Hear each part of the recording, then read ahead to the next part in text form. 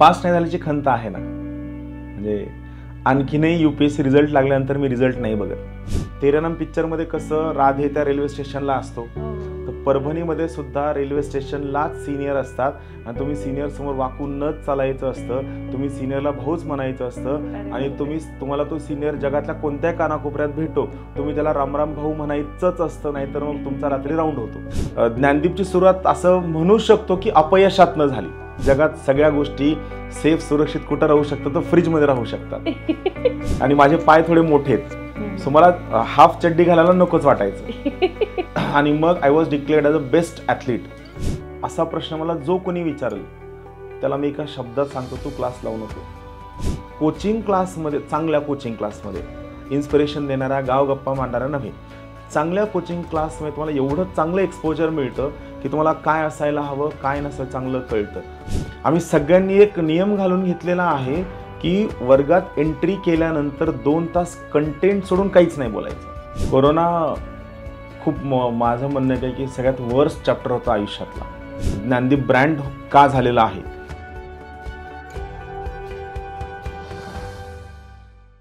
आजच्या कॉम्पिटिशनच्या युगात बरेच एज्युकेशनल इन्स्टिट्यूट्स हे बिझनेसेस झाले आहेत. त्या क्राऊडमध्ये एक इन्स्टिट्यूट आहे जिने आपलं वेगळेपण जपलेलं आहे, ती म्हणजे ज्ञानदीप अकॅडमी. आज आपल्यासोबत ज्ञानदीप अकॅडमीचे डायरेक्टर श्री महेश राजाराम शिंदे आहेत. ते यांच्यासोबत आपण आज गप्पा मारूया. Welcome sir. Thank you ma'am. काही माणसांचे विचार नुसते ऐकले तरी माणसाचं आयुष्य समृद्ध होतं असं ऐकलं आहे.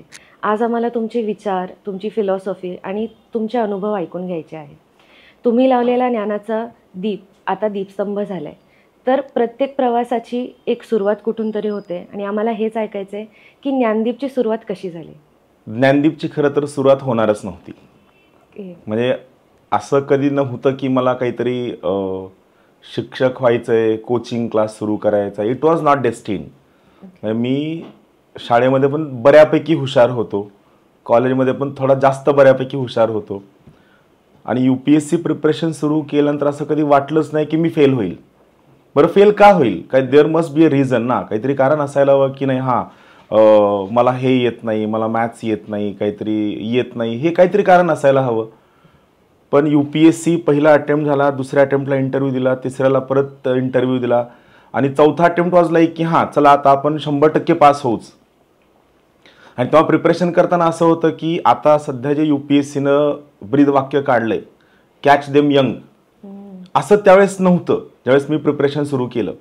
9, 10, 11, 12 हे 4 माझे अटेम्प्टचे इयर्स, 4च अटेम्प्ट होते आणि इट वॉज नेवर लाईक की मी फेल होईल असं मला कधी वाटलंच नाही. आणि त्यात पब्लिक ॲडमिनिस्ट्रेशन ऑप्शन असताना सुरुवातीला मग खूप चांगले मार्क्स येत गेले, 290, मग 315, मग 335 आणि मग म्हणलं की चला ठीक आहे, तिसऱ्याला 335, चौथ्याला मिनिमम 335 जरी आले तरी ठीक आहे आणि चौथा अटेम्प्ट आणि लास्ट अटेम्प्टनं आता आपण पास होणार. मग काय तर मार्क आले 142. म्हणजे तुम्ही 335 अभ्यास करूनही 142 येऊ शकतात हे ॲक्सेप्टेडच नव्हतं. आणि खतम, म्हणजे काय करावं काय नाही. तोपर्यंत काय व्हायचं, तोपर्यंत मी शिकवायचो आसपास. सदाशिव पेठेत जवळपास ज्ञान प्रबोधिनी होती, त्यानंतर सियाक होतं, यशदा होतं, मुंबईला सगळ्या ठिकाणी शिकवायचो. आणि मग शिकवता शिकवता असं होतं की थोडा फेमस व्हायला लागलो, कारण मी इकॉनॉमिक्स शिकवायचो आणि त्या काळी एवढं इंटरनेट एवढं फेमस नव्हतं, एवढ्या गोष्टी जमायच्या नाही. सो मी इकॉनॉमिक्स खूप सोपं करून सांगायचो. सो मग ॲडव्हान्टेज हा झाला की थोडा फेमस होतो. मग काय करायचं आणि त्याच वेळेस काय झालं होतं की 2012ला पहिल्यांदा CSAT इंट्रोड्यूस झाला होता. मग मी आणि माझा मित्र आहे सागर डोईफोडे, तो IAS आहे, सध्या कलेक्टर आहे. आम्ही दोघांनी महाराष्ट्रातलं CSAT वरचं कॉम्प्रिहेन्शनचं पहिलं पुस्तक लिहिलं पॅटर्न बदलल्यानंतर आणि त्याला चांगला रिस्पॉन्स मिळाला. मग म्हणलं चला आपण हे करूया, खूप चांगलं चाललंय. आणि अटेम्प्ट संपला तर मग करायचं काय. मग म्हणलं चला, मित्र बसले होते सगळे की काय करायचं आणि मग तुमच्या डिग्रीच्या आधारावर तुम्हाला नोकरी मिळणं प्रॅक्टिकली इम्पॉसिबल आहे. मग म्हणलं चला आपण काय करूया. मग मित्र म्हणले चला आपण क्लास टाकूया. मग तिथून ही सुरुवात झाली. म्हणजे आपण म्हणतात ना की काही गोष्टींची सुरुवात ॲक्सिडेंट्समधनं होते. तर ज्ञानदीप आज जे एवढ्या सगळ्या विद्यार्थ्यांना केटर करतं, सगळ्यांना सगळ्या गोष्टी येतं. ज्ञानदीपची सुरुवात असं म्हणू शकतो की अपयशात न झाली, की मी फेल झालो, मग काय करायचं, पाठीमागं जाण्याला काही स्कोप नाही आहे, मराठवाड्यात काही शेती खूप जास्त पिकवून देऊ शकत नाही आणि नोकरी करायला काय खूप असं स्किलफुल डिग्री नाही आहे, डॉक्टर बिक्टर असं काही नाही आहे. मग त्यातनं मग ज्ञानदीपची सुरुवात झाली की हां चला मग आपण काय करूया, नाव ठेवा. इथून सुरुवात झाली. एका एंडमधनं तुमचं बिगिनिंग झाली. Yes yes exactly. ज्ञानदीपची सुरुवात तर झाली, पण हे तुम्ही जसं सांगितलं तुमचं स्वप्न नव्हतं, तर तुमचं लहानपणी किंवा बालपणी पाहिलेलं स्वप्न काय होतं आणि तुमच्या आईबाबांची काय इच्छा होती की माझ्या मुलाने काय बनावं? बघा मी तुम्हाला सांगू ना की नॉर्मली आपण जर पाहायला गेलो, सगळ्या रिजनचा विचार केला, मग अख्ख्या महाराष्ट्राचा विचार केला, तर सगळ्या महाराष्ट्रात मराठवाडा हा भाग असा आहे की त्या ठिकाणी पोरगं जन्माला आलं की त्याला सांगितलं बाबा तुला डॉक्टर व्हायचंय. आणि जर तुला डॉक्टर व्हायचं नसेल तर तू बंड करतोय, तू रिवोल्ट करतोय, तू काहीतरी जगा वेगळं करतोय का. सेम घरच्यांना सगळ्यांना वाटायचं की आपण डॉक्टरच होणार. सो आई वडिलांना वाटायचं की हा डॉक्टर होईल, डॉक्टर होणं हे खूप चांगलं असं वाटायला सुरू झालं. मी नवोदय विद्यालयामध्ये शिकायला होतो, तर नवोदयमध्ये असताना सुद्धा 6वीपासून कळलं होतं की आपल्याला डॉक्टरच व्हायचं आहे, CET करायची आहे. आणि मग त्या सोयीनं तयारी सुरू झाली. त्यामध्ये पण इंटरेस्टिंग असं होतं की त्यावेळेस मला वाटायचं की आपण कोचिंग क्लास नको लावायला. ते असताना शाळेत असताना तुम्हाला खूप चांगले मार्क्स पडले की मग तुम्हाला असं वाटतं की तुम्ही खूपच हुशार आहेत आणि मग आपल्याला असं वाटतं की कोचिंग क्लास का लावायचा, नको लावायचं. मग इट वॉज लाईक की मी आलो होतो, पुण्याला आलो होतो, 2002ला मी पुण्याला आलो होतो. विचार केला कोचिंग क्लास लावूया. मग एका ठिकाणी गेलो. त्या ठिकाणी गेल्यानंतर त्या काळी त्यांची फीस होती 70,000 2002ला. ती ॲक्सेप्टेडच नव्हती की माझं अख्खं शिक्षण 10-12 हजारात झालं असेल, 6वीपासून 12वीपर्यंत सगळं, कारण सगळं फ्रीमध्ये होतं. आणि तुम्ही कुठंतरी 70,000 पे करता हे प्रॅक्टिकली झेपत नव्हतं. मग एक स्वस्तातला क्लास लावला, तिथं 5,000 रुपये भरले आणि मग त्या ठिकाणी इट वॉज लाईक की एक मॅडम यायच्या शिकवायला, बायोलॉजी शिकवायला. मग त्या मॅडम आल्या की पहिल्या दिवशी सांगायचे की माझा कझिन अमेरिकेत आहे, दुसऱ्या दिवशी सांगायचं आमच्याकडे एवढा सगळा ऊस आहे, तिसऱ्या दिवशी सांगायच्या की माझ्या एवढ्या सगळ्या डिग्री झाल्यात. मग आम्हाला शिकवणं लांब राहिलं, मॅडमचं स्वतःचं वर्णन ऐकावं लागायचं. मग नंतर कळलं की हे फोल पण आहे. देन आय डिसाइडेड की नाही, मग आपण क्लास नाही करायचा. आणि मग त्याच्यानंतर मग मी सांगवीला गेलो, नवी सांगवी पुण्यामध्येच. त्या ठिकाणी जवळपास मी वर्षभर सेल्फ स्टडी केली, वर्षभर. तोपर्यंत माझे खूप सगळे मित्र लातूरला गेले होते, कोणी नगरला होतं, कोणी नांदेडला, खूप सगळी लोक थांबली होती. सगळ्यांनी चांगले क्लास केले. अँड मग परत तेच झालं की कुठंतरी अडचण अशी झाली की मग प्रिपेअर करतोय, सगळं करतोय, एक्झाम देऊन आलो. आणि त्यात असं असतं ना की तुम्ही तुम्ही लोकांचं नाही ऐकायचं, हे मी तिथून शिकलो. मग तुम्हाला त्यावेळेस ॲडमिशन फॉर्म ऑनलाईन भरत नव्हते. ॲडमिशन फॉर्म भरण्यासाठी तुम्हाला तुमच्या शाळेत जावं लागायचं. 2-3 सर्टिफिकेट काहीतरी लागायचे. शाळेत गेलो. मग शाळेत गेल्यानंतर जे मित्र लातूरला किंवा नांदेडला तयारी करायचे, ती मित्र त्या ठिकाणी आले होते. माझं सगळं चांगलं चाललं होतं, सुखी आलबेल सगळं परफेक्ट चाललं होतं. मला वाटायचं मी 100% पास होईल. फेल व्हायला काहीतरी कारण पाहिजे. पण परत सेम तीच गोष्ट, मित्र भेटले आणि त्या ठिकाणी बसल्या बसल्या त्यांची चर्चा सुरू झाली अवघड गणितांवरनं, फिजिक्सच्या. मी गणित सगळे चांगले केले होते, केमिस्ट्री सगळी चांगली केली होती, एव्हरीथिंग वॉज परफेक्ट. पण मी हा विचार केला की हे काहीतरी अवघड गणित डिस्कस करतायत, म्हणजे यांचा अभ्यास आपल्यापेक्षा जास्त असेल. And it was a point wear I felt down. मला थोडं लो फील झालं की अरे आपलं काही चुकलं तर नाही ना, आपण लातूरला यायला हवं होतं का, आपण नांदेडला यायला हवं होतं का, आपलं काही चुकलंय का, हे मला त्या ठिकाणी वाटायला लागलं. आणि तो पर्टिक्युलर पॉईंट घेऊन मी परत वापस गेलो. त्यात मग शेवटचा 1 महिना गावी थांबलो. गावी थांबल्यानंतर प्रचंड ऊन, गरमी, तशात अभ्यास करायचा, हे सगळं झालं. आणि गोष्टी एवढ्या वाईट असतात की ज्यावेळेस मी CET देऊन आलो तर त्यावेळेस 100 मार्कांना बायोलॉजी असायचं, 50 मार्कांना फिजिक्स, 50 मार्कांना केमिस्ट्री असायचं. आणि इट वॉज लाईक की मला केमिस्ट्रीमध्ये 50 पैकी 49 आले, फिजिक्समध्ये 50 पैकी 49 आले, बायोलॉजीला बऱ्यापैकी 90च्या आसपास आले, 181च्या आसपास काहीतरी मार्क्स आले. आणि परत MBBS सीट हुकलं. BDS मिळत होतं, BMS मिळत होतं, पण परत काय असतं की आपल्याला MBBS व्हायचं, हे सगळं. आणि सर्वसाधारण फॅमिली होती, म्हणजे असं बिलकुल नव्हतं की आई वडील, हां त्यांना माझ्याकडनं अपेक्षा होत्या, पण गोष्ट अशी होती की त्यांना असं बिलकुल नव्हतं की हां आपल्याला हेच परसू करायचं, हेच करायला हवं, हेच करायला हवं. माझे फादर रोडकार कोण होते, क्लर्क BNC मध्ये, PWD मध्ये. सो ते रोज रेस्ट हाऊसला जायचे, मग IB सारखं. आणि त्या ठिकाणी लोकांचं ऐकून यायचे. एक दिवशी आले नाही म्हणले की अरे असे असे त्यांचा मुलगा डीएड झाला आणि त्याला चांगली 30,000 पगार आहे, तो डीएड कर. म्हणजे मी बघतोय कशा स्वप्न MBBS आणि ते म्हणतात डीएड कर. एक दिवशी आले म्हणले आपण काय करू, सोन्याचं दुकान टाकू. एक दिवशी म्हणले यांचा मुलगा असा असा पुण्याला आहे, मग तू काय करतो, ITI कर, तू पुण्याला जा. सो हे सगळं होत असताना पण मला त्यावेळेस कळलं की अरे जर हे होत नाहीये ना, मग वाटलं की आपण काहीतरी वेगळं ट्राय करूया. मग कुणीतरी, आता हे कुठून आलं आठवत नाही, पण कुणीतरी डोक्यात टाकलं की स्पर्धा परीक्षा जर करायची असेल तर ॲग्रिकल्चरला ॲडमिशन घ्यावं लागतं. सो MBBSचा प्रवास माझा BSc ॲग्रिकल्चरकडे येऊन ठेपला. बरं त्यात पण त्यावेळेस सिस्टीम कशी होते ना, रिजनल ॲडमिशनची सिस्टीम होती. म्हणजे जर समजा तुम्ही ज्या रिजनच्या त्या रिजनमधले जे कॉलेज आहेत त्या ठिकाणी तुम्हाला 70% जागा रिझर्व असायच्या आणि बाकी रिजनमध्ये 30%. म्हणजे जर समजा मी मराठवाड्यात शिकलो असेल तर मला उत्तर महाराष्ट्र, पश्चिम महाराष्ट्र, विदर्भातला फक्त 30% जागा मिळतील आणि मराठवाड्यातला 70% मिळतील, अशी सिस्टीम होती. म्हणजे गोष्ट अशी होती की मग पुण्याच्या कॉलेजला ॲडमिशन सुद्धा मिळणं दुरापास झालं. मग अल्टिमेटली परभणीच्या कॉलेजला ॲडमिशन घेतलं आणि प्रवास तिथून मग परत येऊन थांबला की MBBS टू BSc ॲग्रिकल्चर या ठिकाणून टेपलो.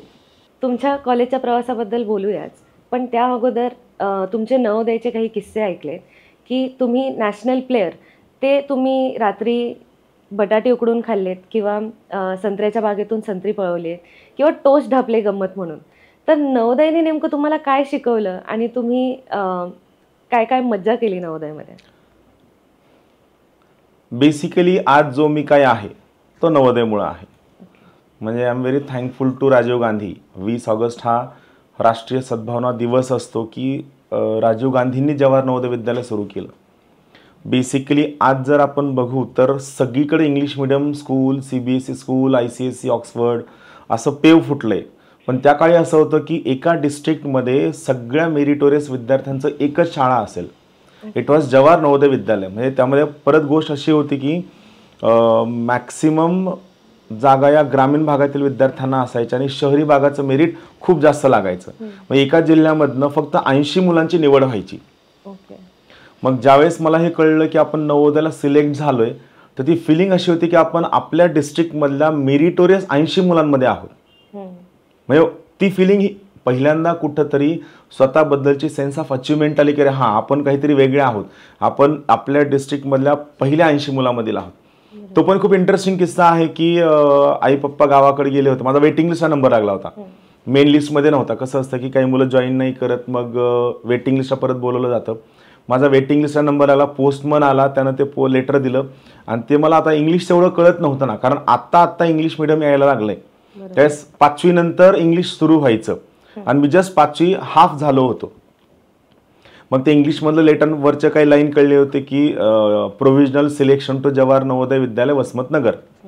तर मला एवढं कळलं की सिलेक्शन झालंय, पण पक्क झालंय का, कच्चं झालंय का, काय झालंय काय कळत नव्हतं. Absolutely I was blank. मग ते लेटर तर आलंय, आनंद तर झाला. आणि त्याच दिवशी काय होतं, आई पप्पा गेले होते गावाकडं. मग आता लेटर ठेवायचं कुठं, कपाटाची चावी नव्हती, TV नव्हती, सो त्यामुळे ठेवायचं कुठं, हरवलं तर काय, काही घडलं तर काय. सो त्यावेळच्या बालबुद्धी मनाला पटलं की जगात सगळ्या गोष्टी सेफ सुरक्षित कुठं राहू शकतात, तर फ्रीजमध्ये राहू शकतात. सो मी काय केलं, ते लेटर घेतलं आणि ते लेटर घेऊन मी फ्रीजच्या डीप फ्रीजरमध्ये ठेवलं. ते क्लीन होतं, त्यात बर्फ नव्हता, काय नव्हता, डीप फ्रीजरमध्ये ठेवलं. आई पप्पा आले, त्यांना सांगितलं असं सिलेक्शन झाले. ते म्हणले लेटर कुठे, मी म्हणलं डीप फ्रीजरमध्ये ठेवलंय. ते ओलं झालं होतं सगळं, ते काढलं, परत त्याला इस्त्री केली सगळं आणि मग नवोदय सुरू झालं. नवोदय जर नसतं तर मी इथं नसतो. मीच नाही, म्हणजे प्रत्येक गरीब ग्रामीण विद्यार्थी की जो नवोदयमध्ये शिकलाय, he must be thankful to Rajiv Gandhi for ever his life. कमीत कमी पैशात आम्हाला ब्रश, केसाला लावायचं तेल, चप्पल, म्हणजे अशी बकेट आणि मग सोडला तर सगळ्या गोष्टी आम्हाला नवोदयकडनं मिळायच्या. जेवण खाणं आम्हाला, आमचा युनिफॉर्म्स आहेत, प्रत्येक गोष्ट नवोदयमधनंच मिळायची, एव्हरीथिंग. म्हणजे आमचे केस कापणारा बार्बर सुद्धा नवोदयमध्ये यायचा, एवढं सगळं नवोदयनं दिले. मग त्या नवोदयमध्ये असं होतं की हॉस्टेल लाईफ होती, इंटरेस्टिंग होतं, मजेशीर होतं, काय करायचं. आणि कसं असतं की तुम्ही 6वीपासून एवढा चांगला अभ्यास करता की तुम्हाला खरं तर 10वी 12वी तेवढ्या अभ्यासाची गरज पडत नाही. पण मग काय असतं की सगळ्या लोकांनी सांगितलं असतं की 5 वाजता उठून अभ्यास करायचा, रात्री 12पर्यंत जागायचं. बरं वाचून झालं, मग 12पर्यंत जागून करायचं काय? तर मग कुठंतरी बटाटे चोर, बटाटे त्या मेसमध्ये उकळून खा. आमच्या शाळेला चिटकून ते संत्र्याची बाग होती, तर त्या बागेमधनं जाऊन सगळ्या संत्र्या चोरणं. बरं संत्र्या चोरणं किती, तर आम्ही बकेट बकेट संत्र्या चोरायचो. 3 लोकात 4 लोकात बकेट बकेट संत्र्या खायचं. आम्हाला आज कळतं की आपण किती नुकसान केलंय त्या माणसाचं. एवढं आज पडतं की आपण खूप मोठं नुकसान केलंय. आणि आणखीन एक गोष्ट अशी आहे की मेसमध्ये आता आमच्याकडे कन्सेप्ट होता की समजा नाश्ता केलाय, कधी कधी मुलं नाश्त्याला यायचे नाही, त्या घरून चिवडा लाडू किंवा आणखीन गोष्टी घेऊन आलेल्या असतात, तो नाश्त्याला यायचे नाही. मग कधी कधी पोहे जास्त उरायचे आणि कधी कधी सगळी लोक आली की मग मात्र पोहे कमी पडायचे. मग जे भारती मामा होते ते आम्हाला कधी कधी मुलं जास्त दिसले की पोहे कमी टाकायचे. सो आम्ही म्हणायचं भारती मामा काटा मारू नका, हा एक कन्सेप्ट होता. किंवा मेसमध्ये गेलोय आपण आणि कंपल्शन असायचं, तुम्हाला प्लेट ठेवून जायचं आणि त्या प्लेटमध्ये सगळं वाढलं, तुम्हाला सगळं खाणं कंपल्शन असायचं. मग ग्लास घ्यायचा, मेथीची भाजी खूपच कडू असायची आणि मग ती मेथीची भाजी खावं वाटत नव्हती. मग ग्लास घ्यायचा, ग्लासात मेथीची भाजी टाकायची, तो ग्लास खिशात ठेवायचा आणि तो ग्लास घेऊन बाहेर निघायचा. असं सगळं इंटरेस्टिंग होतं नवोदयमध्ये. पण नवोदयनं हे पण शिकवलं की तुम्ही प्रत्येक गोष्ट समजून कशी शिकायची. We had got very good faculties. म्हणजे एवढ्या चांगल्या फॅकल्टीज होत्या की आम्हाला सगळं ती लोक शिकवायची. सकाळी 5 वाजता उठावं लागायचं, 5:30ला पीटी सुरू व्हायची. 5:30ला न चुकता, म्हणजे 6वी ते 12वी न चुकता 5:30ला उठलेलो आहे मी, न चुकता. म्हणजे तर कंपल्शनच होतं. आणि आणखीन एक गोष्ट अशी होती की इंटरेस्टिंग होतं. शाळेमधले किस्से तर खूपच छान आहे, पण शाळेनंतरचा तुमचा प्रवास कसा होता, सोपा होता की नाही? आणि तुमच्या ह्या पुढच्या प्रवासामध्ये तुमच्या शाळेतल्या शिक्षकांनी कोणी तुम्हाला कशी मदत केली? बेसिकली असं होतं की मी आपण म्हणतो ना, मीच नाही, प्रत्येकजण काय असतो, जे सगळं दिवसात शिकत असतो, कंटिन्यू शिकत असतो. म्हणजे प्रत्येकाकडनं आपण शिकत असतो. असं होतं की मला शाळेत शिक्षक चांगले मिळाले. कुठं यश मिळालंय, कुठं यश मिळालं नाही, काही गोष्टी चांगल्या, याच्या पलीकडं आमचे प्रिन्सिपल होते एस एन मूर्ती सर. ते आंध्र प्रदेशचे होते. आणि मला चांगलं काय वाटतं माहिती आहे का, की आपल्याला सवय काय असते, आपल्याला सवय असते की प्रत्येक गोष्टीला नाव ठेवायची, कंप्लेंट करायची आणि जर काही नाही घडलं की त्या मागची कारणं शोधायची. म्हणजे आमचे एक सर होते मॅथ्स शिकवणारे, त्यांना बरं नव्हतं आणि त्या काही ट्रिग्नॉमेट्री हा अत्यंत अवघड विषय वाटायचा 10वीला. ते sine theta, cos theta, tan theta सगळं इट वॉज लाईक की हां आपल्या आयुष्यातील नाईटमेअर आहे. मग मूर्ती सरांनी ज्यावेळेस त्यांच्या लक्षात आलं की बोर्ड एक्झाम जवळ आणि त्यावेळेस काय होतं, त्यावेळेस बोर्ड एक्झाम खूप सिरियसली घेतली जायची.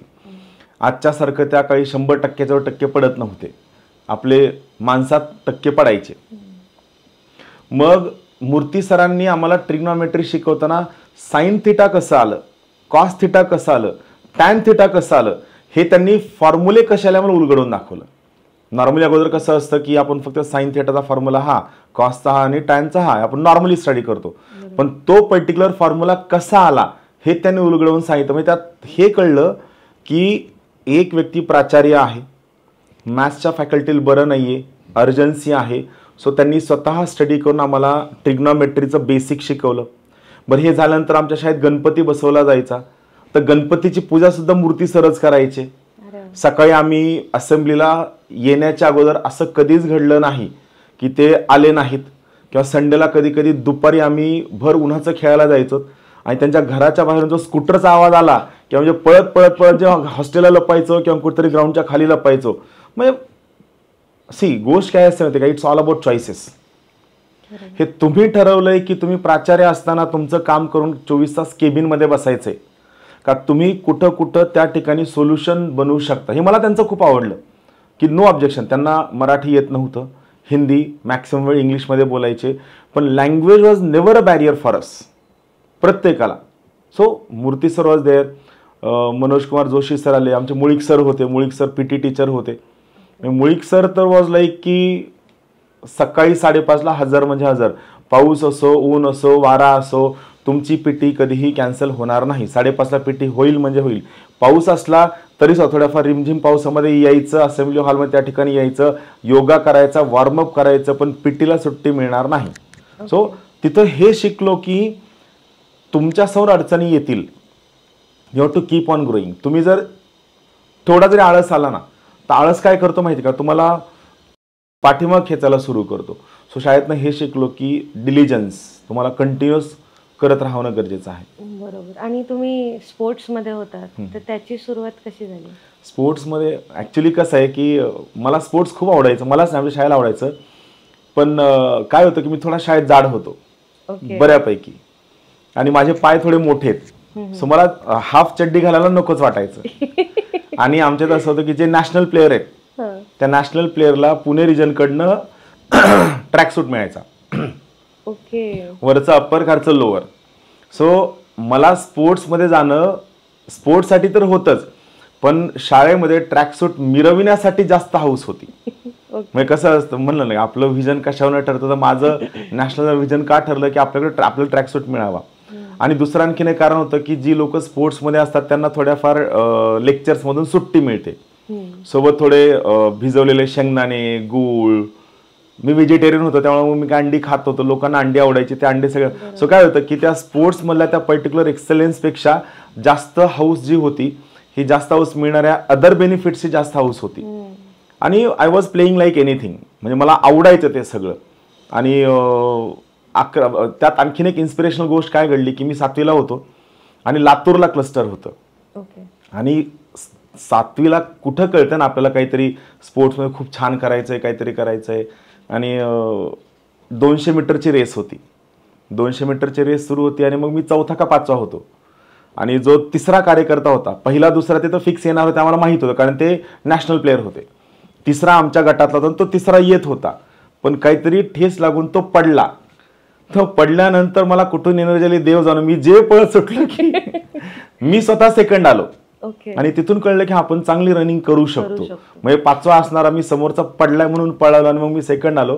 आणि मग लातूरच्या क्लस्टरनंतर ठरवलं की आपण रेस करू शकतो, आपण जाड असलो तरी काय फरक पडत नाही. मग त्याच्यानंतर खूप चांगलं झालं. 11वीला आम्ही सुरतला गेलो होतो नॅशनलला.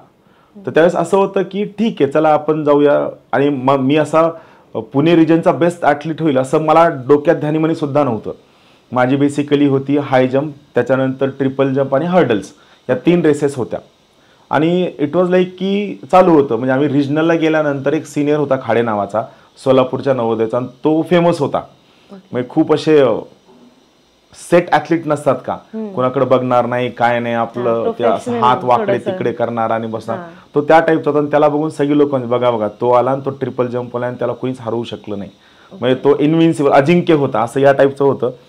मी म्हणलं ठीक आहे असेल, मला तरी कुठं जिंकायचं, मी रिजनल पर्यंत आलोय, मस्त खाऊन पिऊन झालंय, आता आपलं गावी वापस जायचं, एवढं टार्गेट होतं. फक्त आमच्या शाळेत असं होतं, ही मुळीक सरांची डिसिप्लिन होती की तुम्हाला टेबल टेनिस खेळायचंय तरी सकाळी 5 किलोमीटर पळायचं, तुम्हाला लॉंग जम्प खेळायची आहे तरी 5 किलोमीटर पळायचंय, तुम्हाला 3000 मीटर पळायचं तरी 5 किलोमीटर पळायचं.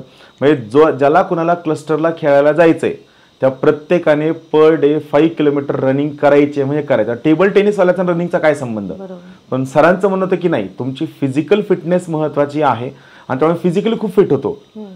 मग त्यानंतर तिन्ही गोष्टी झाल्या, आणि मग I was declared as a best athlete Pune रिजनचा सिनियर मधनं. हा नवोदयवाला, हे ओपनमध्ये नाही, ओपनमध्ये खूप कॉम्पिटिशन असतं, ओपनची लोक खूप प्रोफेशनल प्रिपरेशन करणारे असतात, त्यांचं डाएट ते सगळंच. आम्ही नवोदयमधल्या चपात्या भाजी भाकर खाऊन नॅशनल खेळलेलं. सो बेस्ट ॲथलीट डिक्लेअर झाल्यानंतर मला स्वतःला हे अनपेक्षित होतं की जो आपण फक्त ट्रॅकसूटसाठी नॅशनल खेळायला आलोय तो बेस्ट ॲथलीट बनलाय. It was very great thing. आम्ही नॅशनल आमचं रांचीला होतं, रिजनल सुरतला होतं, नॅशनल रांचीला होतं. रांचीला गेल्यानंतर गोष्ट अशी झाली, तिथं पण इंटरेस्टिंग किस्सा होता की रांचीला सगळ्यांना भातच मिळायचा. एक टाइम पुरी भाजी मिळायची, इतर वेळी फक्त भात मिळायचा. आणि आमचं असं होतं की भात खाणार, खाऊन खाऊन किती खाणार. मग पुणे रिजनच्या लोक आम्ही काय करायचो, एकच्या 2 पार्सल घ्यायचो, 3 पार्सल घ्यायचो, जेणेकरून संध्याकाळी काहीतरी वर्कआउट करता येईल. पण तिथं गेल्यानंतर हे लक्षात आलं की आपण जरी स्पोर्ट्स वेगळ्या पद्धतीनं बघत असो तरी साऊथ इंडियामधली लोक स्पोर्ट्स त्या पद्धतीनं बघत नाहीत. त्या काळी बोलबाला होता हैदराबाद रिजनचा. त्या शाळेतली मुलं सुद्धा नवोदयचे जरी असले तरी आम्हाला त्यांच्याकडनं कळलं की नवोदयची मुलं बाहेर ओपनमध्ये कॉम्पिट करायचे, ओपनमध्ये. आणि दे वर सो स्ट्रॉंग की पुणे रिजन माईट बी आता इम्प्रूव्हमेंट झाली असेल, आता माहीत नाही, पण त्या काळी असं होतं की हैदराबाद रिजन 1 नंबरला जर असेल तर पुणे रिजन शेवट करून 7वं किंवा 8वं असायचं नवोदयच्या केसमध्ये. ओपनमध्ये महाराष्ट्र इज व्हेरी गुड, पण नवोदयच्या केसमध्ये खूप ते खाली असायचं. तुमचा शाळेचा प्रवास खूपच छान होता आणि गावातून तुम्ही शहरात आले, तिथे तुम्हाला MBBS जरी नाही होता आलं तरी तुम्ही BSc ॲग्री केलं आणि ते परभणीला केलं. परभणीने तुम्हाला काय दिलं? मला परभणीबद्दल मिक्स्ड वाटतं. म्हणजे मला खूपदा असं वाटतं की आपण आपल्या आयुष्यात जे खूपदा म्हणतो की माझी डिग्री 1 नाईट फाईटमध्ये काढली, तर सेम मी पण केलं की 1 नाईट फाईटमध्ये डिग्री काढली. त्यावेळेस ते खूप भारी वाटायचं की कमी अभ्यास आपल्याला खूप चांगले मार्क्स येत आहेत, पण त्यामागचं कारण आपण काहीतरी हुशार होतो अशातला भाग नाही आहे. त्यामागचं कारण असं होतं की मी शाळेत खूप चांगला अभ्यास केला होता, म्हणून मला डिग्रीत चांगले मार्क्स यायला सुरू झाले. पण परभणीमध्ये मला असं वाटतं किंवा मला नॉर्मली असं वाटतं की प्रत्येकाने ग्रॅज्युएशनमध्ये अभ्यास जरी नाही केला तरी स्किल सेटवर नक्की काम करायला हवं.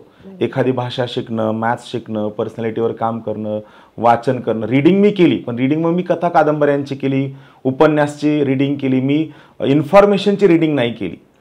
परभणीमध्ये असताना थोडंसं डिग्री कॅज्युअलीच गेली. स्पर्धा परीक्षा करायची, क्लिअर होतं.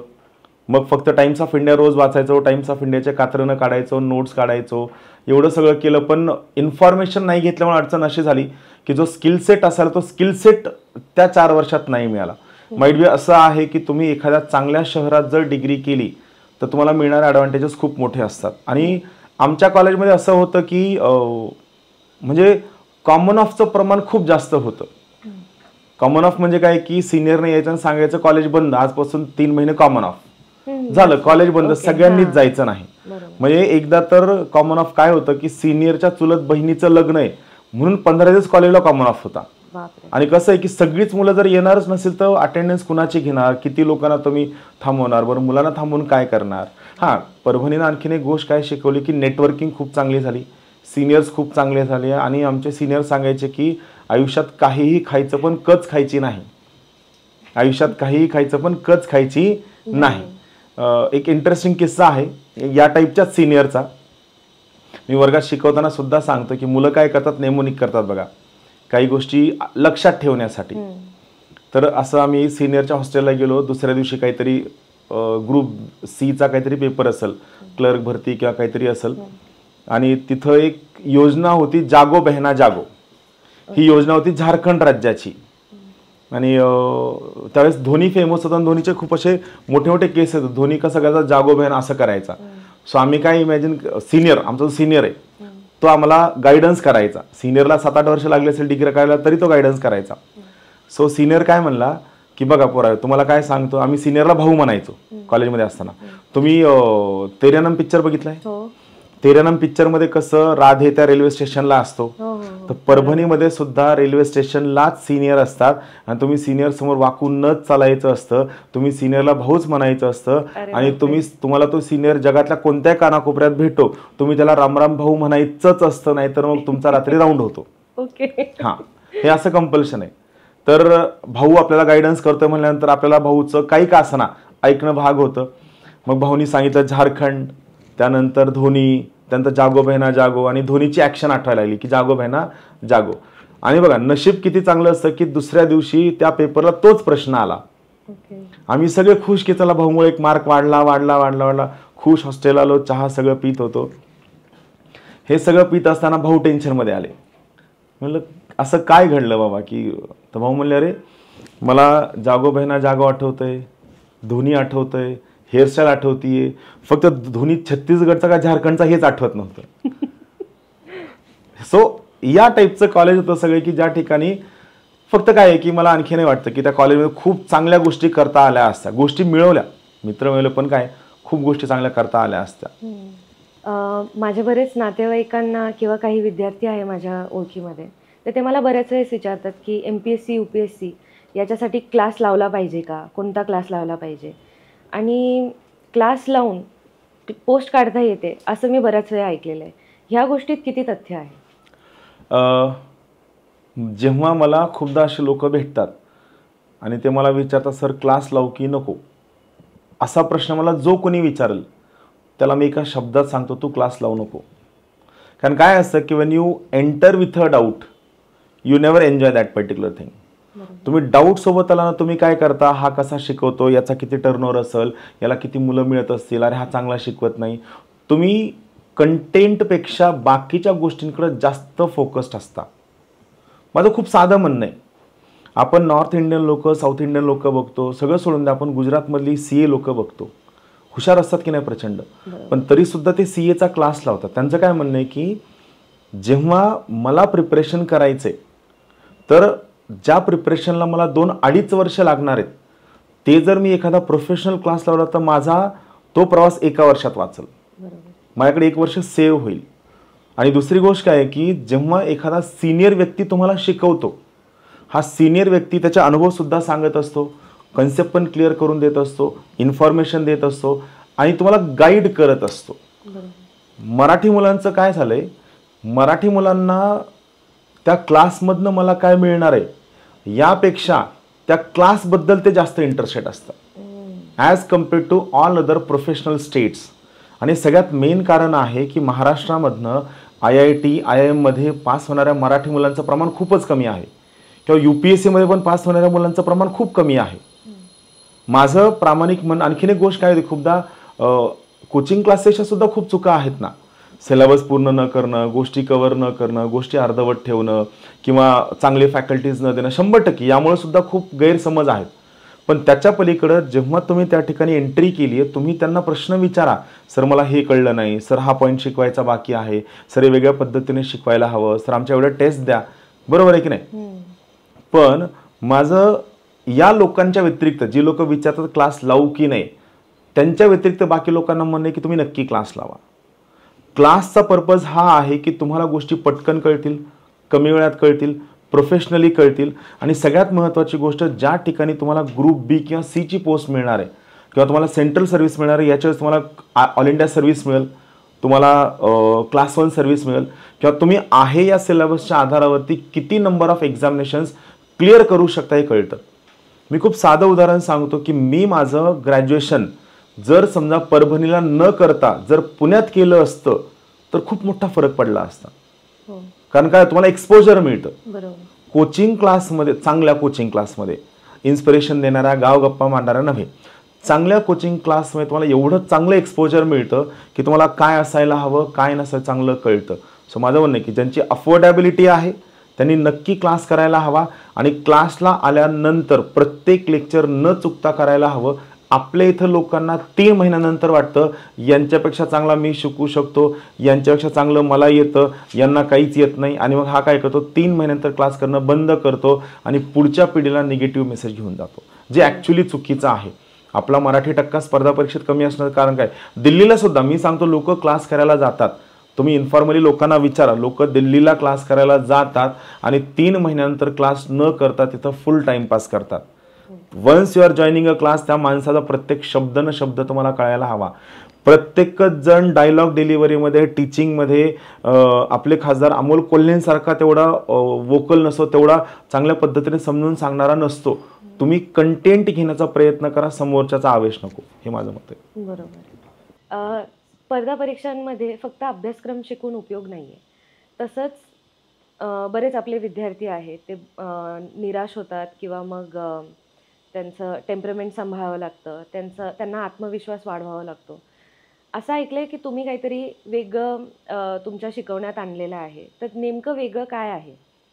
तुम्हाला खरं सांगू का, मी वेगळं काहीच नाही शिकवत. फक्त गोष्ट काय आहे, मी मुलांना वेगळं काही करा हे कधीच म्हणत नाही. तुम्ही खूपदा ऑब्झर्व केलं असेल की रिझल्ट लागल्यानंतर काही लोक भेटायला येतात, ते म्हणतात सर मला काहीही करून IAS व्हायचं आहे. बरोबर आहे, आपण समजायला जोक्युलरली घेतात, बाबा IAS काहीही करून होता येत नाही, अभ्यास करून होता येतं, बरोबर. किंवा सर माझी दिवस रात्र मेहनत करायची तयारी आहे, मला एकाच वर्षात पोस्ट काढायची आहे. मग माझं त्याला म्हणणं असतं की जर राजा तू दिवस रात्र मेहनत करून एका वर्षात पोस्ट काढायची म्हणतो, मग ही बाकीचे लोक दिवस रात्र मेहनत करत नाहीत का? तेच करतात ना. माझं म्हणणं आहे की शिकवताना सगळ्यात मेन फोकस कंटेंटवर असायला हवा.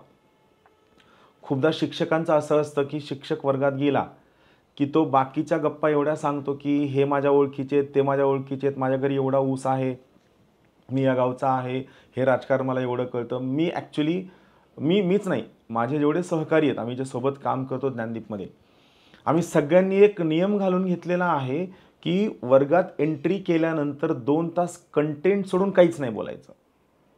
वर्गात चहा पाजायचा नाही, जोक सांगायचं नाही, शायरी सांगायची नाही, इन्स्पिरेशन बिलकुल द्यायचं नाही. इन्स्पिरेशन ही सगळ्यात घातक गोष्ट आहे.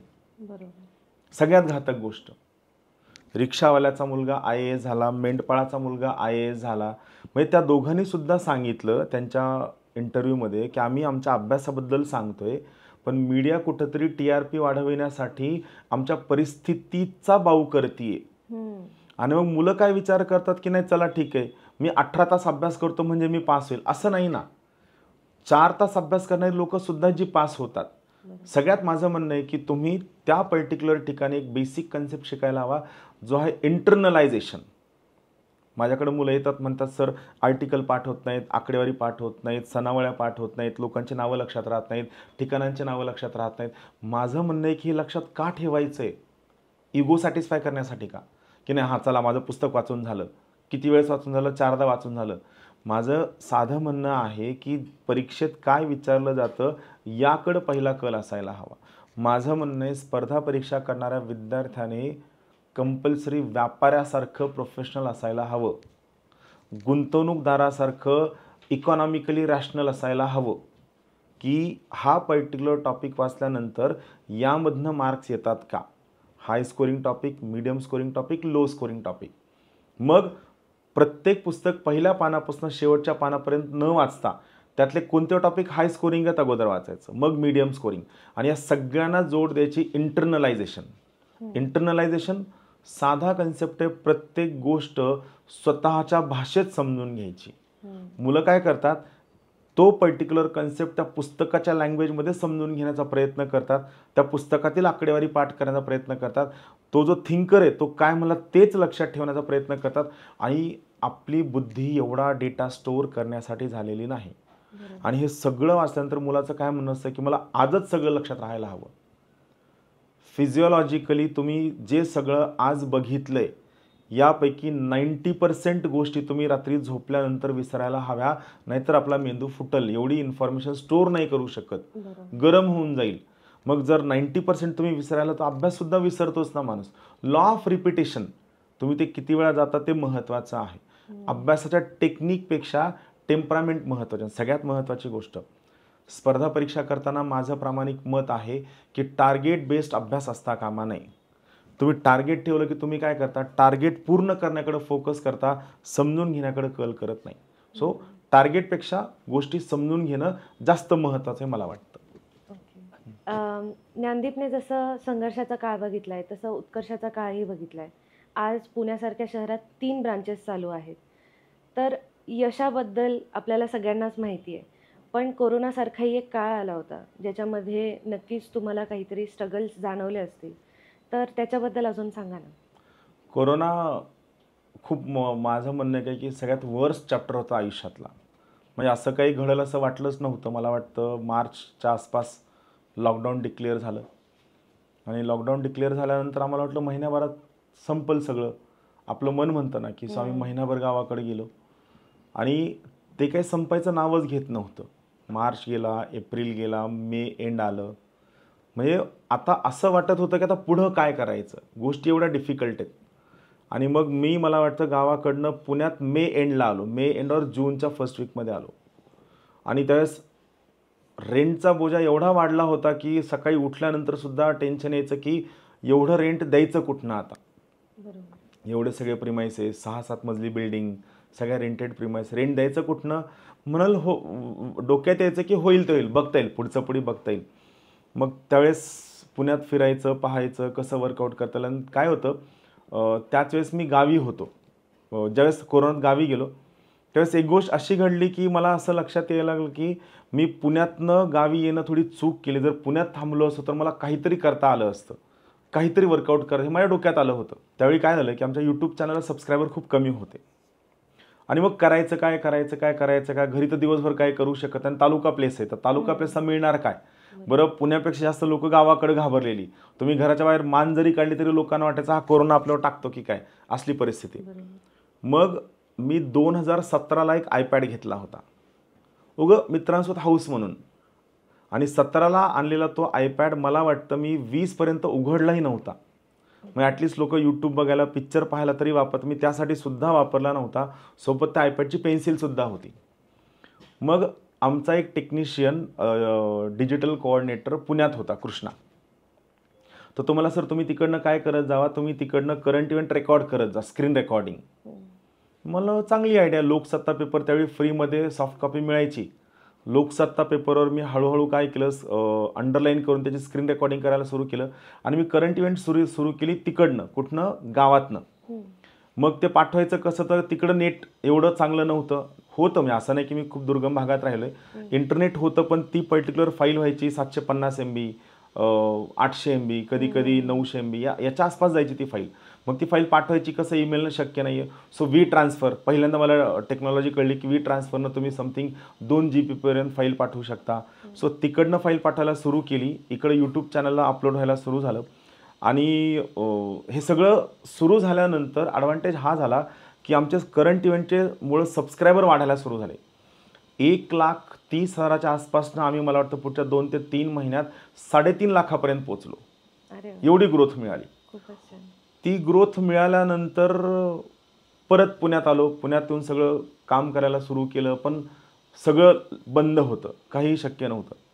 आणि अशात काय झालं, अशात मग ते पुण्यात आल्यानंतर मी लाईव्ह जायला सुरू झालं, रेकॉर्डिंग करायचं, घ्यायचं. पण स्ट्रेस होता डोक्यात, बॅक ऑफ द माइंड. मग तशात आजारी पडलो. आजारी पडल्यानंतर एका बाजूनं बोलता येत नव्हतं, एक डोळा बंद होत नव्हता. It was very difficult phase. मग तशात मी व्हिडिओ करायला सुरू केल्यानंतर लोक म्हणायला सुरू झाले की सर तुमच्या आवाजाला काय झालंय, तुमच्या तोंडाला काय झालंय. मग हे सगळं झाल्यानंतर मी स्वतः ठरवलं की अरे गोष्टी नको चुकीच्या वाटायला. म्हणून मग मी काय केलं की मग त्या ठिकाणी मी लाईव्ह जाणं बंद करून परत फक्त स्क्रीन रेकॉर्डिंगवर जायला सुरू झालं. हा डिफिकल्ट फेज होता.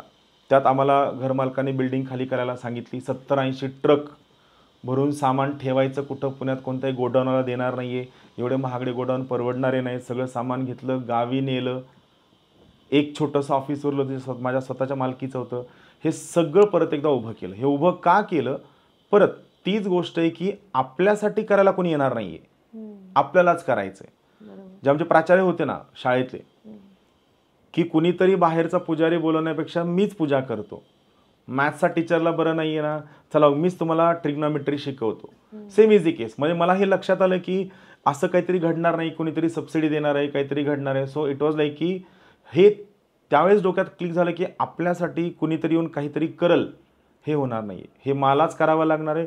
मग मलाच करायचं तर मग मी लेट का करू, चला मग मी काय करतो आत्ता लगेच सुरुवात करतो. ही फिलॉसॉफी त्यावेळेस बनली की मलाच करावं लागणार आहे असं होतं.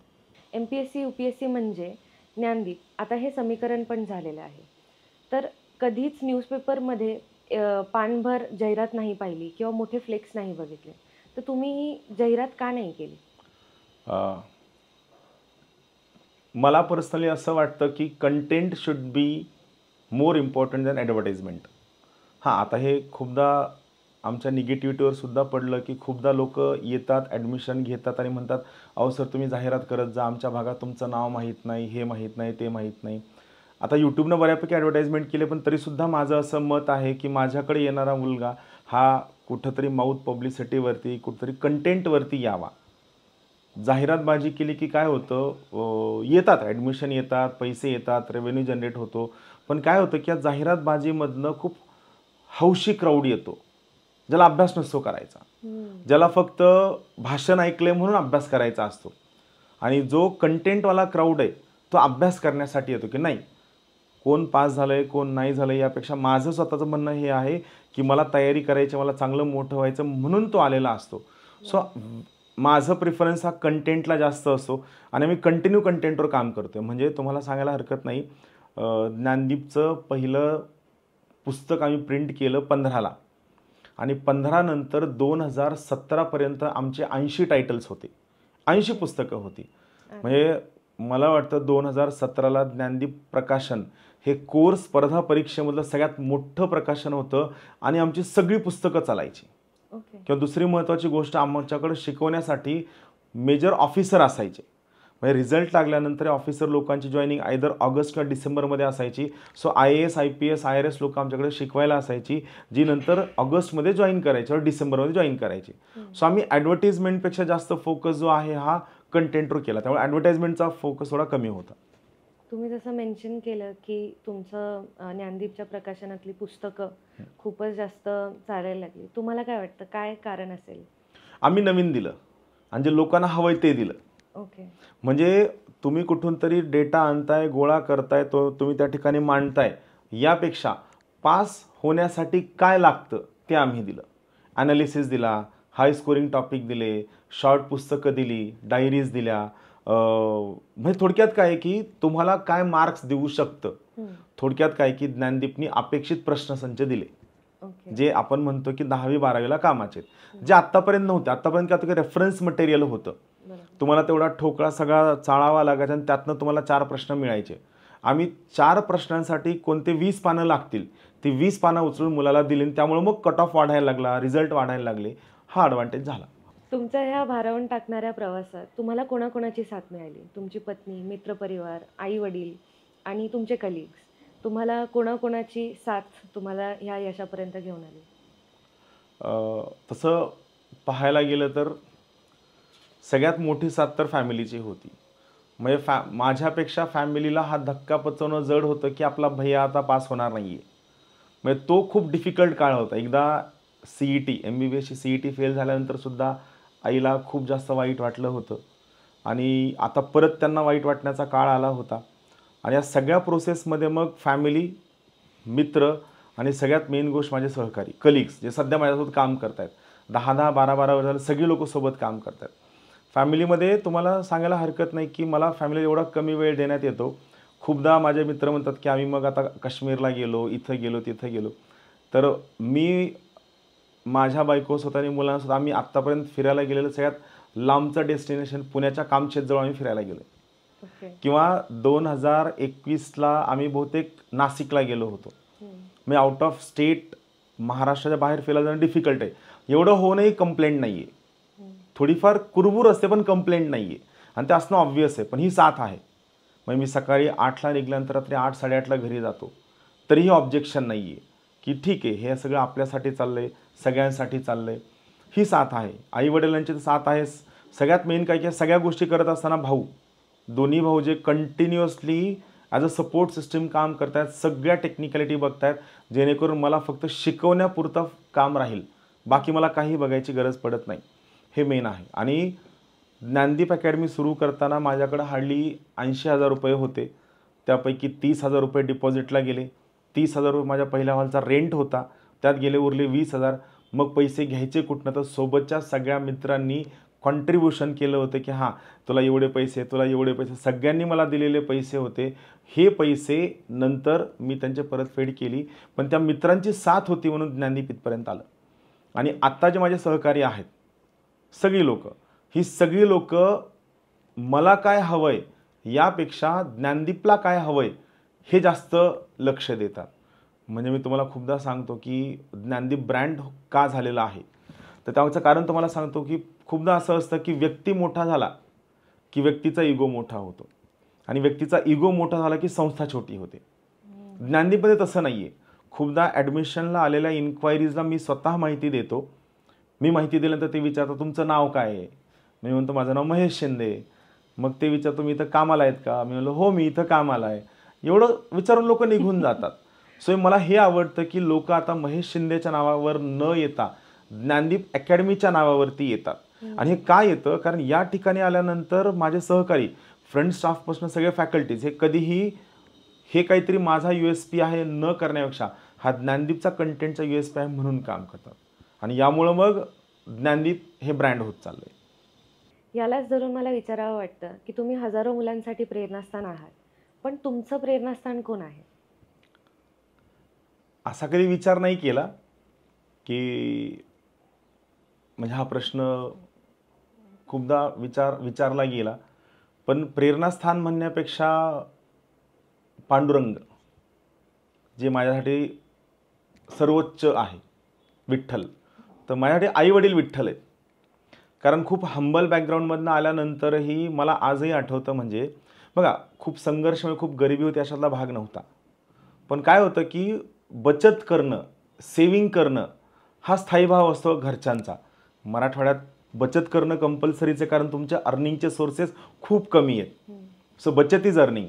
सो मला आजही आठवतं की गावाकडनं आलेली डाळ, गावाकडनं आलेली ज्वारी, शेतात पिकलेली त्या गोष्टी आणणं, त्या निसणं, मग कॉलनीतल्या बायकांना त्या विकणं, हे आईनी केलं. आमच्या घराच्या शेजारी रिकामा प्लॉट होता, आमचाच प्लॉट होता. त्या प्लॉटमध्ये आम्ही मोगरा लावला होता. तर आजही मला आठवतं की त्या मोगऱ्याला आलेली फुलं आई लहान भावाला पाठवून मशिदीजवळ 4 रुपये पाव किलोने विकून लावायची. किंवा माझ्या ट्युशनची फीस, आमच्या ज्या शाळेच्या मॅडम होत्या, तर या ट्युशनची फीस देताना त्या फीसच्या 25 रुपये फीस होती.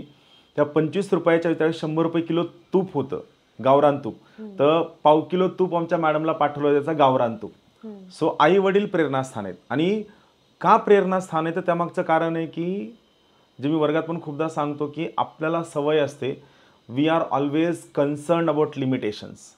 हे केलं तर काय होईल, ते केलं तर काय होईल, हे घडलं तर काय होईल, हे सगळं निगेटिव्हिटी असते आपल्या आयुष्यात. मला आईवडिलांना बघितल्यानंतर हे जाणीव होती की त्यांनी प्रत्येक वेळी काय चांगलं होऊ शकतं याचा विचार केला. मी त्यांच्याकडनं हे खूप महत्त्वाचं शिकलो की life is all about possibilities. तुम्ही लिमिटेशन पाहायचं की पॉसिबिलिटी, ही तुमची चॉईस आहे.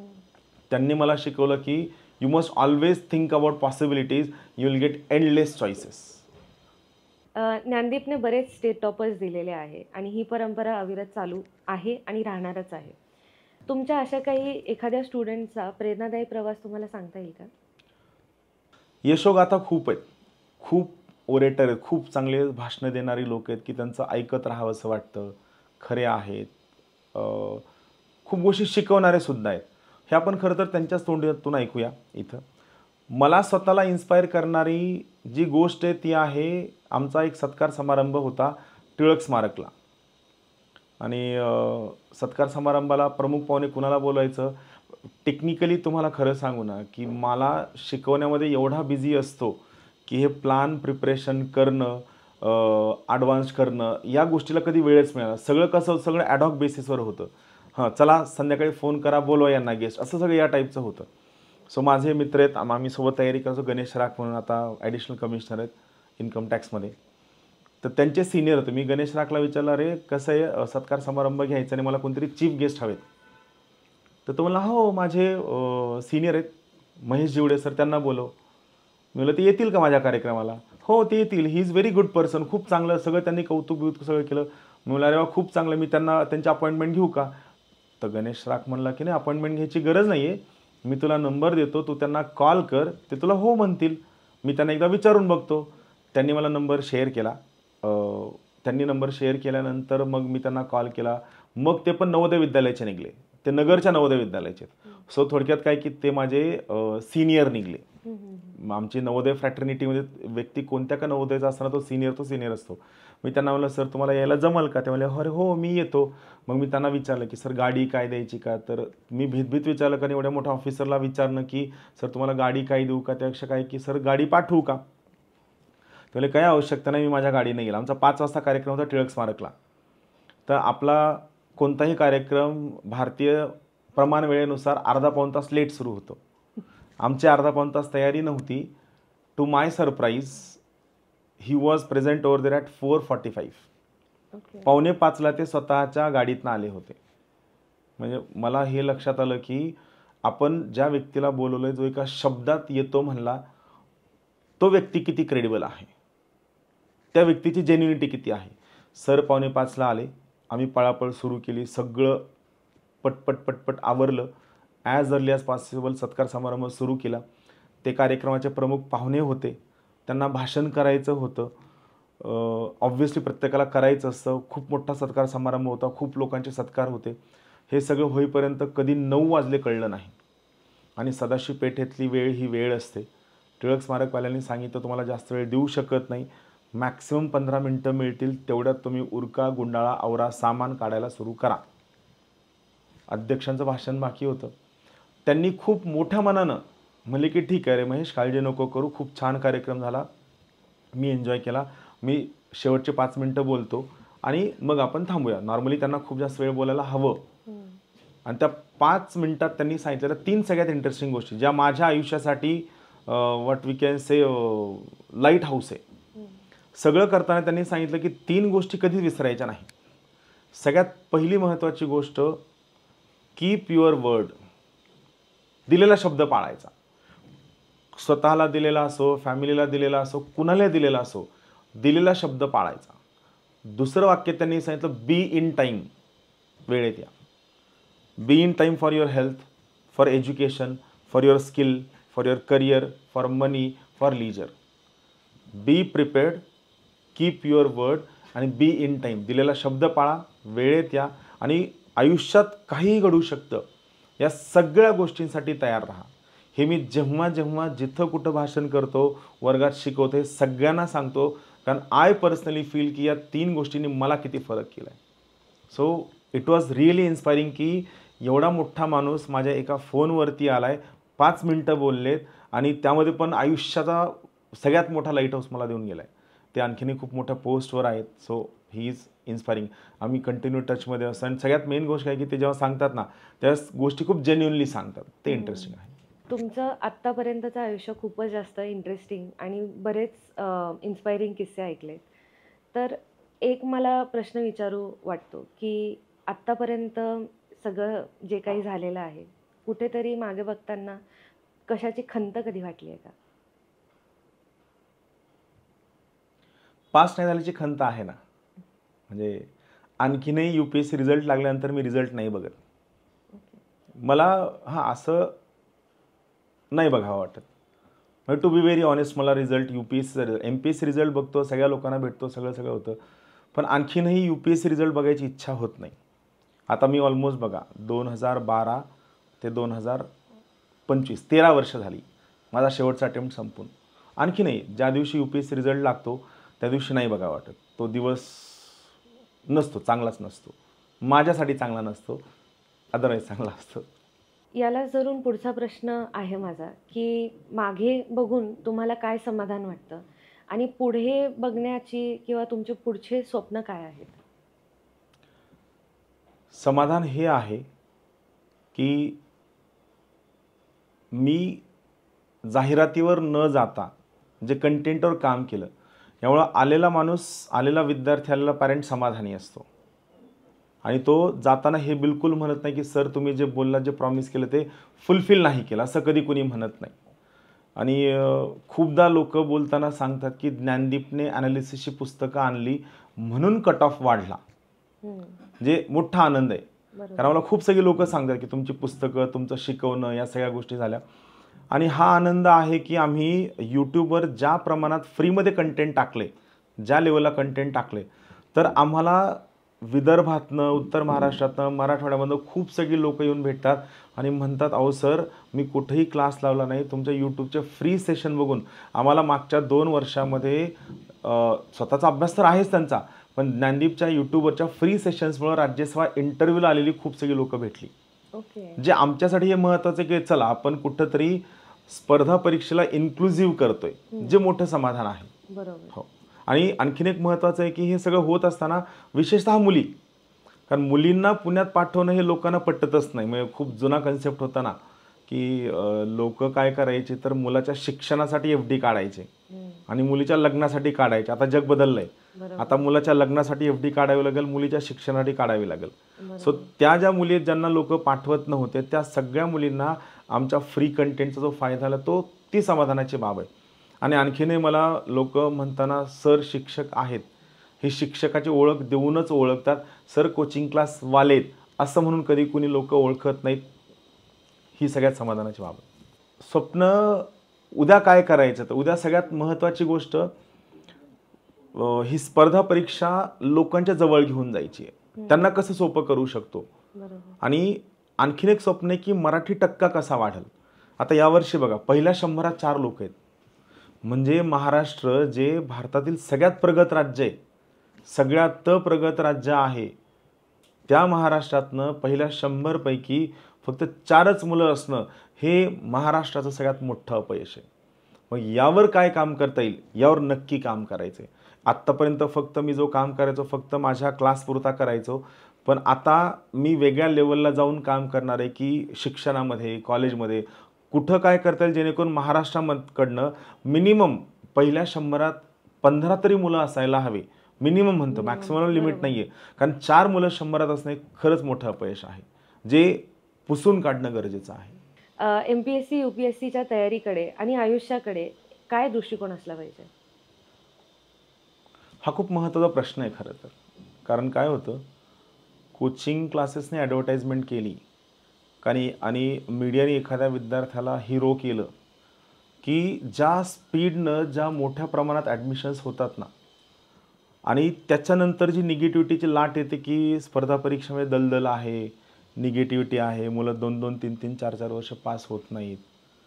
तर यासाठी मला सगळ्यांना सांगायचं आहे की स्पर्धा परीक्षा ही काही इन्स्पिरेशनची परीक्षा नाही. स्पर्धा परीक्षा म्हणजे काहीतरी तुमचं आयुष्य आहे, स्वप्न आहे, ड्रीम आहे, अमकं आहे, तमकं आहे, असं बिलकुल नाही आहे. माझं साधं सरळ म्हणणं आहे की स्पर्धा परीक्षा ही एका स्किल सेटची परीक्षा आहे, स्किल्सची परीक्षा आहे. म्हणजे ज्या दिवशी महाराष्ट्रातील, भारतातील म्हणूया आपण, संकुचित न राहता भारतातील प्रत्येक मुलगा हा विचार करेल की मला माझी डिग्री वन नाईट फाईटमध्ये नाही काढायची आहे, मला माझ्या डिग्रीमध्ये एम्प्लॉयबिलिटी वाढणारे स्किल सेट हवेत आणि त्या स्किल सेटबद्दल त्याला काहीही लाज वाटणार नाही, त्या दिवशी खरा भारत घडेल. तू काय करतो, MBBS करतो, अरे वा व्हेरी गुड. तू काय करतो, इंजिनिअरिंग करतो, अरे वा व्हेरी गुड. BA BCom करतो, ठीक आहे. ITI करतो, म्हणजे काहीच करत नाही का? ज्या दिवशी आपल्याला हे कळेल की खरा भारत कोण घडवतो, खरा भारत त्या ITI मध्ये जाऊन स्किल घेणारा मुलगा घडवू शकतो, जे भारताला आज गरजेचं आहे. भारताने या सगळ्या जगाला स्किल्स असणारी लोक पुरविणं गरजेचं आहे. यंग पॉप्युलेशन असणं हे अराजकतेकडे सुद्धा जाऊ शकतं, हे विश्वविजेत्याकडे सुद्धा जाऊ शकतं. स्किल सेट, स्पर्धा परीक्षा करणाऱ्या प्रत्येक मुलाने परीक्षेसाठी लागणारं स्किल असणं गरजेचं आहे. सो माझं म्हणणं की इकडे येताना किती वाचायचं आहे, काय वाचायचं आहे, काय अभ्यास करायच्यापेक्षा मला परीक्षा पास होण्यासाठी काय स्किल लागेल हे सगळ्यात जास्त महत्त्वाचं आहे. Otherwise it is very difficult. नाही, खूपच मोठा आणि इम्पॉर्टंट मेसेज दिलाय तुम्ही सर. थँक्यू. तुम्ही तुमच्या वेळेत वेळ काढलाय आणि आपल्या पॉडकास्टला भेट देऊन एवढे छान गमतीशीर किस्स्यांसोबत तुम्ही तुमचं व्हल्नरेबिलिटी थोडक्यात शेअर केली आमच्या सगळ्यांसोबत. Thank you so much. थँक्यू.